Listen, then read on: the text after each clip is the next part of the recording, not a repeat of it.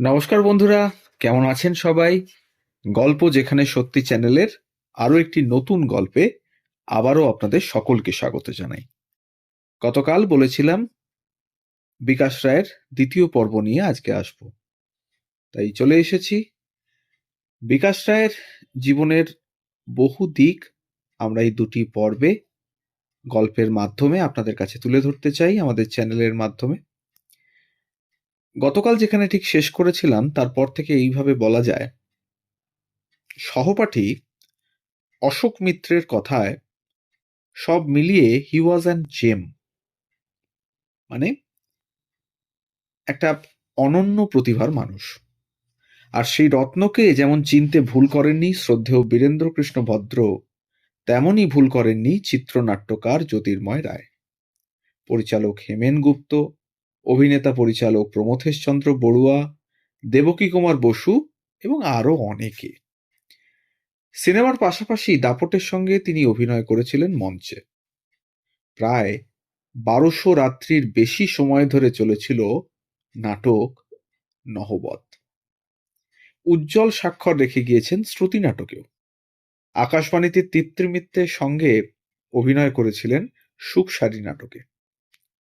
এছাড়া তার আবৃত্তি এখনো বোধহয় কিছু কিছু ইউটিউবে পাওয়া যায়।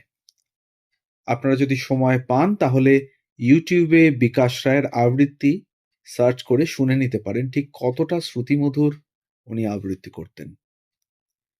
গ্রামের বাড়িতে খুবই জাঁকজমক করে দুর্গাপুজো হতো। তার আত্মজীবনী আমি বইয়ে বিকাশ রায় লিখেছেন, আমাদের গ্রামে আমাদের বাড়ির দুর্গাপুজোর সময় বাবা থিয়েটার দল গড়তেন এবং বাড়িতে ছেলেদের সঙ্গে গ্রামের শিক্ষিত, অর্ধশিক্ষিত এবং অশিক্ষিত ছেলেদের নিয়ে জোরদার দল হলো। স্বভাবতই অভিনয়ের স্পৃহা বাবার কাছে থেকে তিনিই পেয়েছিলেন। বাবা ছিলেন তার সবচেয়ে বড় বন্ধু, সবচেয়ে বড় পৃষ্ঠপোষক। দেশ স্বাধীন হওয়ার পরের দিন হার্ট অ্যাটাকে বাবা মারা যান। তিনি আত্মজীবনীতে লিখেছেন, বাবার মৃত্যু আমাকে দিশাহারা করেছিল। একবার রাজা সাজা ছবির শুটিংয়ের জন্য গ্রাম্য পরিবেশ প্রয়োজন। গ্রাম্য জীবনে সমৃদ্ধ গঙ্গার সন্নিকটে নিজের গ্রাম প্রিয়নগরকেই বেছে নিয়েছিলেন শুটিং স্পট হিসেবে। সেই সিনেমায় ছিলেন উত্তম কুমারও। উত্তম কুমারকে নিয়ে আউটডোরের শুটিং। খবর চারিদিকে যেই চাউর হয়ে গেল, মহানায়ক উত্তম কুমার এলেন প্রিয়নগরে এবং গুরুকে দেখার জন্য আশেপাশের গ্রাম কাঁচরাপাড়া, নৈহাটি, চাকদা থেকে শয়ে শয়ে, মানে হাজারে হাজারে ভক্তের স্রোত, আবার তাদের মধ্যে পাল পাল মেয়ে এসে জুটল সেই শুটিং স্পটে। সে এক বিতিকিচ্ছিরি ব্যাপার। দূর থেকে উত্তম কুমার বার কয়েক ভক্তদের দেখাও দিলেন, কিন্তু অতি উৎসাহী পাবলিক খুব কাছ থেকে উত্তম কুমারকে দেখতে চায়, একটু স্পর্শ করতে চায়। শেষমেশ উত্তম কুমারের নিরাপত্তার খাতিরে এক প্রকার বাধ্য হয়ে পুরো প্রোডাকশন টিম টাকিতে পরবর্তী শুটিং করে। এই ঘটনায় বিকাশ খুব মর্মাহত হন।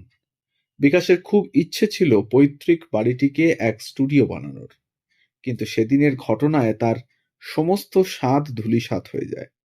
অতি ব্যস্ততার মধ্যেও মাঝে মধ্যেই বিকাশ গ্রামের বাড়িতে আসতেন, কিন্তু এই ঘটনার পর রাগে, দুঃখে, অভিমানে তারপর তিনি মাত্র একবার তার প্রিয় গ্রামে আসেন, তার ভাইপো সুদিনের বিয়ে উপলক্ষে। তার উপস্থিতিতে বিয়ের অনুষ্ঠানে বিঘ্ন না ঘটে সেজন্য বিয়ের কিছুদিন আগে দেশের বাড়িতে ঘুরে যান। এটাই তার শেষ আশা। জীবনের শেষ দিন পর্যন্ত বিকাশ রায় ভাড়া বাড়িতেই কাটিয়ে দেন। দুইবার তিনি নিজের বাড়ি তৈরি করতে গিয়ে বাধাপ্রাপ্ত হন। প্রথমবার বাড়ির ভিত পুজোর দিন ছেলে সুমিতের অতি প্রিয় পোষা কুকুর মারা যায় এবং বাড়ি তৈরি স্থগিত হয়ে যায়। কয়েক বছর পর দ্বিতীয়বার তিনি যখন বাড়ির ভিত্তি স্থাপনের দিন স্থির করেন, সেই দিনেই তার শাশুড়ির হঠাৎ মৃত্যু ঘটে এবং তার বাড়ি তৈরি থেকে তিনি বিরত থাকেন।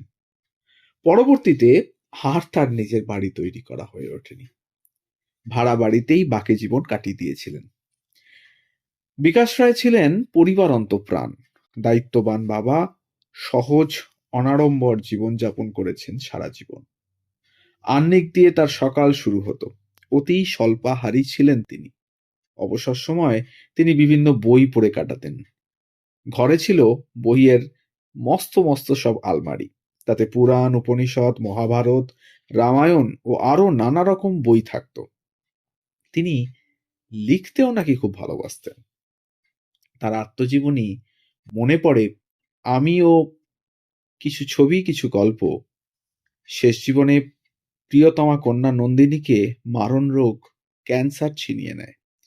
মেয়ের অকাল বিয়োগে তিনি খুবই ভেঙে পড়েন এবং মেয়ের মৃত্যুর ঠিক ১ বছর পর অর্থাৎ ১৬ই এপ্রিল ১৯৮৭ সালে ৭১ বছর বয়সে এই প্রতিভাশালী অভিনেতার জীবনাবসান হয়। বাংলা অভিনয় জগতে এক মহীরুহের পতন হয়। আমাদের এখনো মনে পড়ে সেই বিজ্ঞানীর কথা।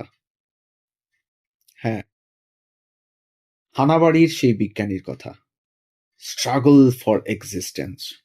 সত্যিই হয়তো সারা জীবন তিনি স্ট্রাগলই করে গিয়েছেন তার এক্সিস্টেন্সের জন্য, এবং যা ক্রমে ক্রমে তার প্রতিভাকে আরো দর্শক এর সামনে আরো ফুটিয়ে তুলতে সাহায্য করে গেছে।